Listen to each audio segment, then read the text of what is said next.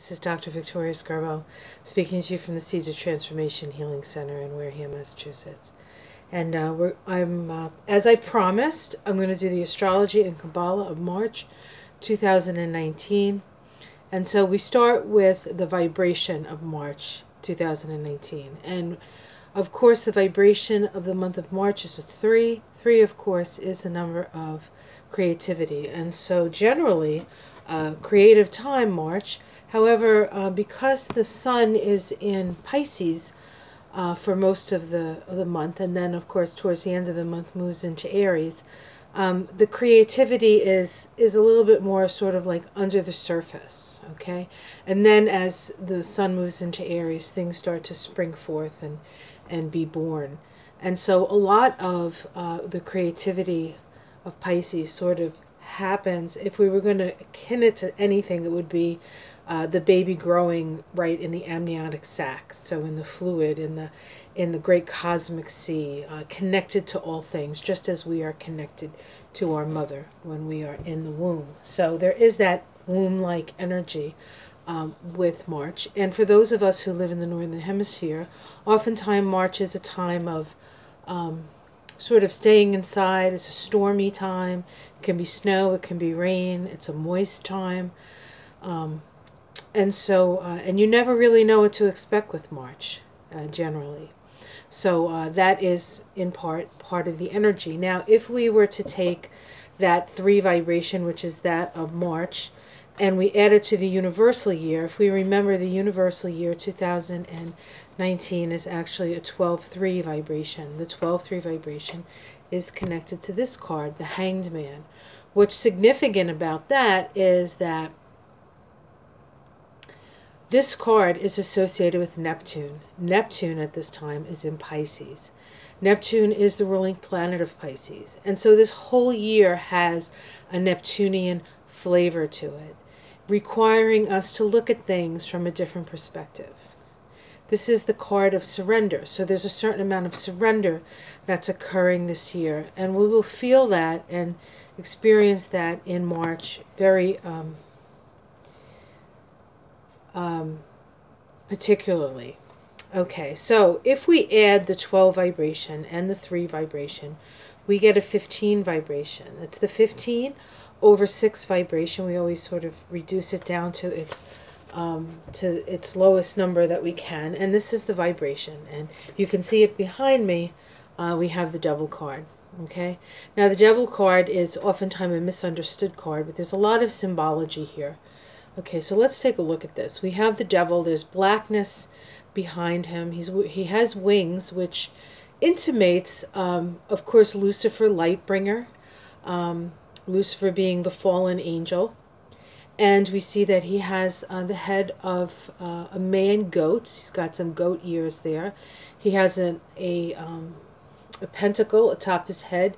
It is well, I don't know, call it ill-disposed, but it's a inverted pentacle. The inverted pentacle is actually symbolic of manifestation, with the point pointing down. So the point pointing down is the intention of manifestation, and the other 4 points are the elements, the 4 elements. And so how do we use our intention to create, to manifest on the planet?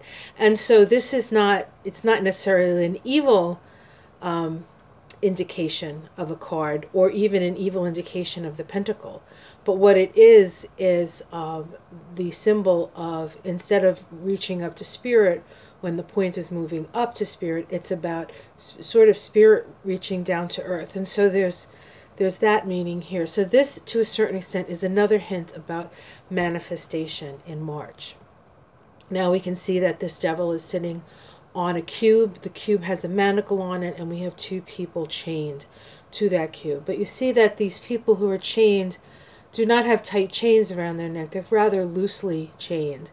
This actually, if we see the symbology of this card, and of course the base number being 6, if we look at the major arcana and the card associated with the 6 vibration, we get the Lover's card.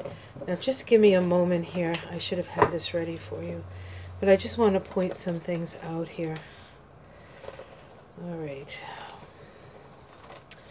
I am awful sorry I don't have this ready for you. So just in general, the 6 is a vibration of responsibility, of our ability to respond to one another, to build community. 6 is the vibration of love. Okay, that's why the Lover's card has a 6 vibration. But if we look at these cards next to each other, they're pretty much the same card. We have the same angel. Well, relative, not quite the same angel. We have the angel and the devil. And we have the cube here, we have a mountain here, and we have the male and the female. And so this is symbolic, in the Lover's card, it's symbolic of how difficult it is to bring those two parts of ourselves together, perhaps the male and female, the yin and the yang. It is an arduous journey up the mountain. The mountains always symbolize spiritual aspiration, and of course we have this beautiful angel here with the angel's hands out and the sun behind him. And here we have the darkness, and we have the horns, and we have the wings as well. Now, this is perhaps before the fall of man, and this is symbolic of the fall of man.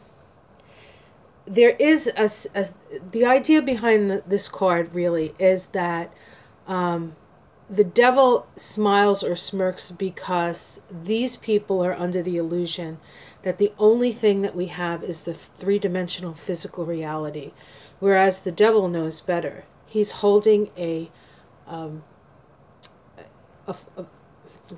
he's holding a torch here, but the torch gives no light. That is symbolic of our lower desirous nature. And so the devil is, to a certain extent, a choice. Are we going to stay chained to matter, or are we going to utilize spirit to co-create? Okay, that's the choice here. Okay, so that's a little bit on the devil card. Now let's look at where this is sitting on the tree of life. And if we look here at this is the tree of life, and I haven't really put much on here except for where the path is, which is right here. The path of the devil, the 15-6 path, is located between Hod, which is the Sephiroth associated with Mercury, and with Tiphareth, the Sephiroth associated with the sun. And so Hod is located in the solar plexus, and Tiphareth is located in the heart. And so this is the path that connects the solar plexus to the heart, or one of the paths. There's actually 2 paths that do that. The other path is the path of the death card. Okay, and 2 pretty heavy-duty cards, right? So there is this idea of, is your personal will aligned with your heart? Okay, if your personal will is aligned with the heart, then this path opens to manifestation, co-creation.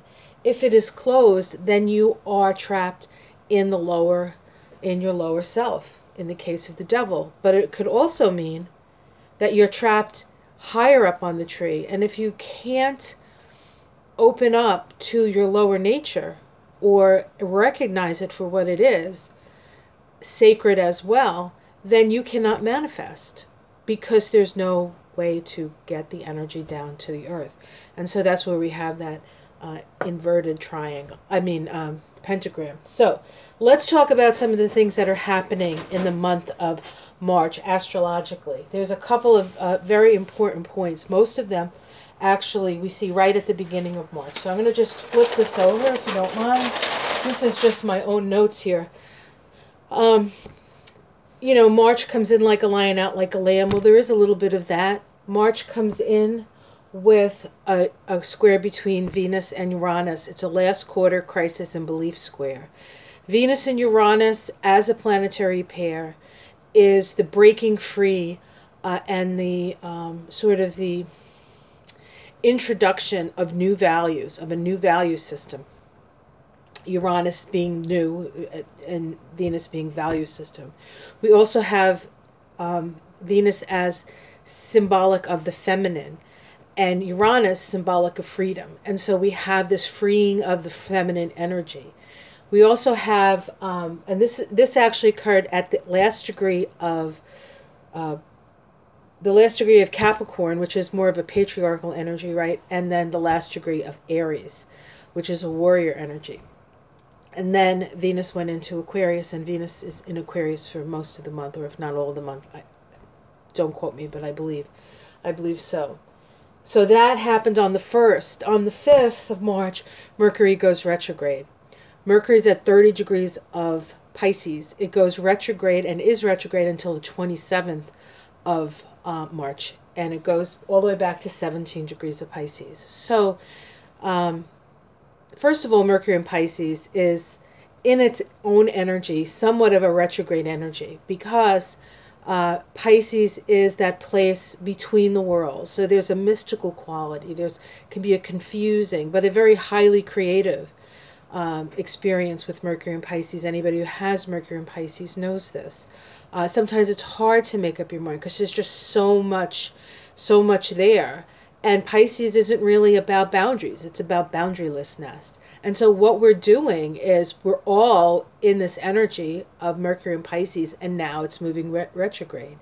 And so for those of us who have retrogrades in our natal chart, this is no big deal. For those of us who have Mercury in Pisces natally, you're like, yeah, okay, but everybody else is on the same page. So this is a very inspiring time, except that we need to look within to get the inspiration. Now, what's interesting about that is that's very much one of these experiences, very much an experience of the Hanged Man.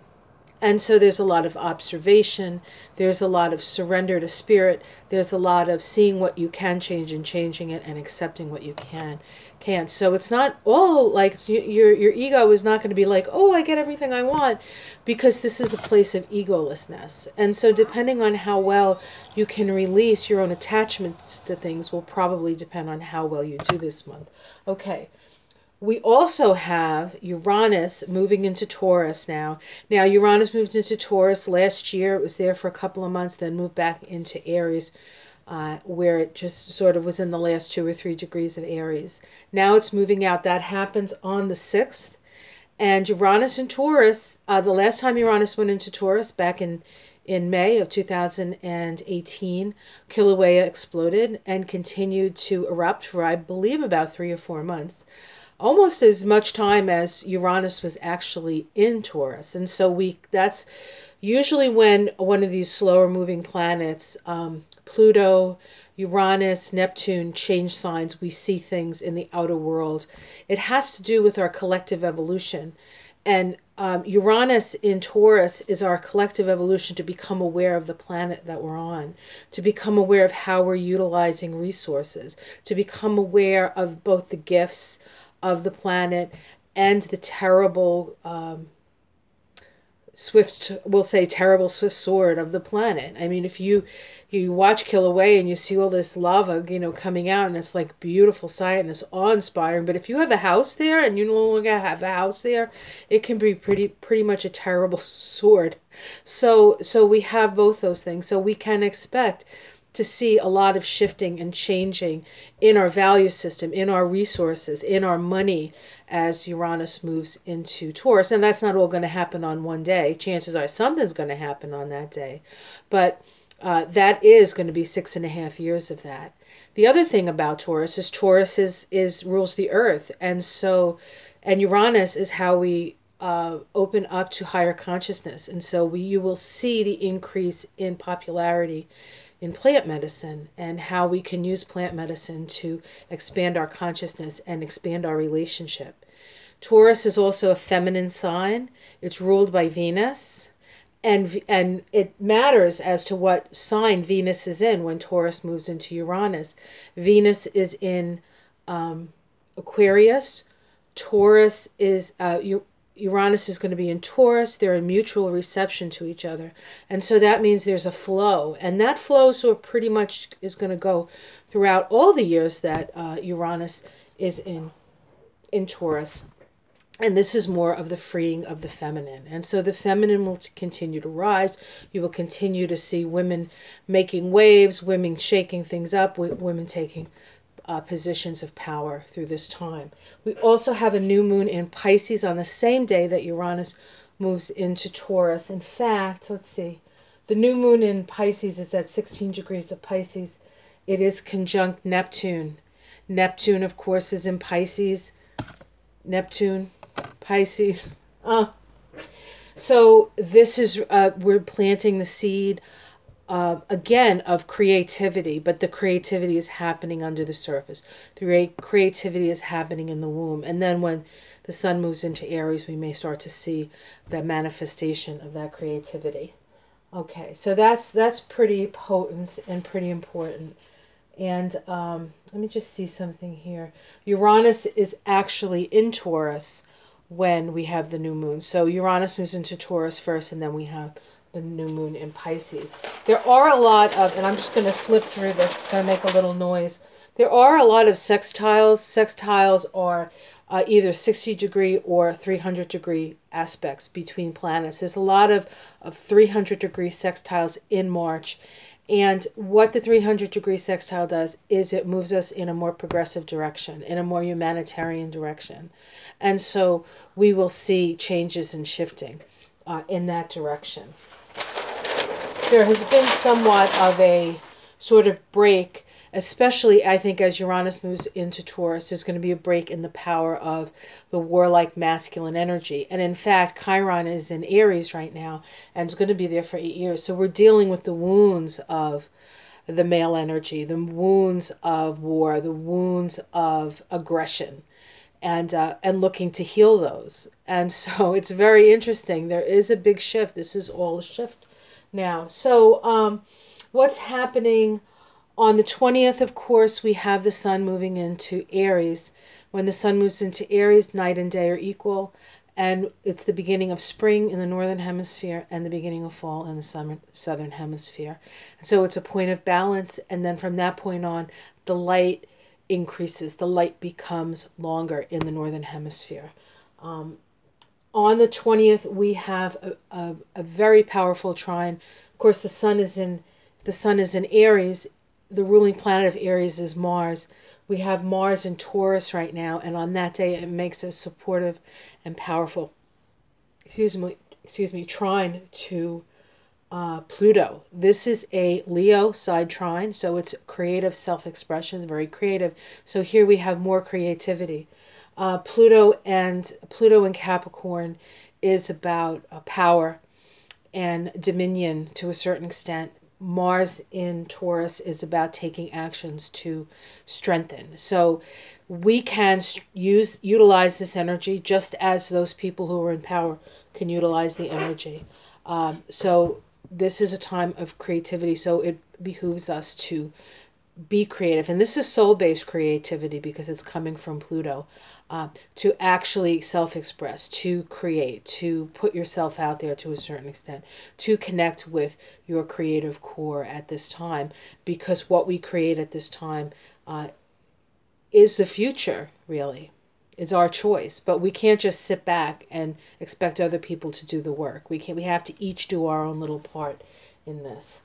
Okay, so we have, and then on the same day, let's see, on the same day, a little bit later, we have a full moon, and the full moon is in Libra. Full moons bring awareness, and in Libra, it's the awareness of how we relate to one another, sun in Aries. And so the sun moves into Aries, Mars makes a trine to Pluto, and we have a full moon. And so, like right in our face, how are we going to work together? What are we going to do? We're going to continue this like banging heads together, or are we going to learn to cooperate? Moon in Libra. Okay. All right, let's see what else is going on.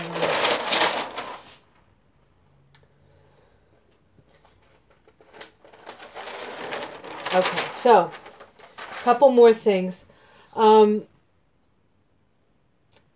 Venus and Mars on the 21st, so that's the day after the spring equinox, is going to be making a square. This is a last quarter crisis in consciousness square. Venus and Mars is how we relate. This last quarter crisis in consciousness or crisis in belief square is part of the individuation process and requires us to base our decisions on how we're going to relate to each other, not on what we're told, but what we feel within, what our experience has shown us. Okay, this is part of a cycle that began about 2 years ago when these two planets conjoined together in Virgo. Venus and Mars conjunct in Virgo is about figuring out what needs to be fixed and how we relate to one another, how men relate to women, how our inner feminine relates to our outer masculine, how the yin and the yang coexist and work to create the world. So this is also a pretty, and so with Mars and Venus here, if there are relationships that you find that are holding you back from being who you are, from being your unique self, you can break away from those. And these aren't just relationships that have to do with romance. It could be any kind of relationship. You are becoming empowered within your own relationships. And that comes from being empowered within yourself. Everything starts from the inside out. That's how it works. Okay. On the 22nd of Mars, the Sun at 2 degrees of Aries is going to make a conjunction to Chiron. The Sun always illuminates things, and this is a year-long cycle. So we have an illumination of the wound of Aries in Chiron in Aries, and the symbol, the Sabian symbol for 2 degrees of Aries, is a comedian reveals human nature, and so there's a certain amount of we have to laugh at ourselves. We have to laugh at ourselves, and that's interesting because when you get the devil in a card reading, one of the things that the devil symbolizes is mirth. And what mirth does is mirth breaks the spell that what we have in front of us is the most important thing. Mirth and laughter raises the vibration. Just listen to little kids laughing, or you go online, listen to these babies laughing, and you can't help but laugh. You can't help but feel better. And so it's important that we remember that not to take ourselves so seriously. It's when we take ourselves too seriously that we run into trouble. And then on March 24th, okay, this is important. March 24th, Mercury retrograde in Pisces makes a conjunction to Neptune. And so this sort of triples down, we'll say, on that Neptune-Pisces retrograde vibration. So a very inspirational time. The whole month is a very inspirational time.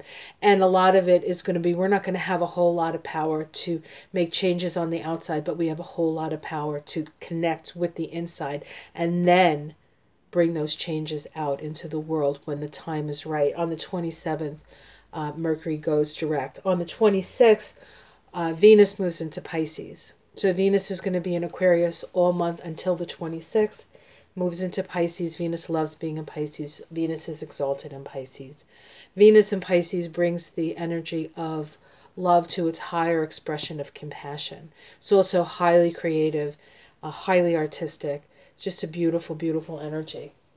And then at the end of the month, on the 27th, the next day, Venus actually makes a sextile to Uranus. It started with a square to Uranus. It ends with a sextile. It is a 300-degree sextile, incidentally. Progressive change. It's happening, folks. We are moving forward. We have broken through. And now it's time to create the world that we want. I really enjoyed that. Have yourself a great month. Like and subscribe. If you would like a reading with me, just contact me on my website, theseedsoftransformation.com, or down below, or email me, however way you have to get a hold of me. This is a real pleasure for me, and I look forward to seeing you soon. Take care. Bye.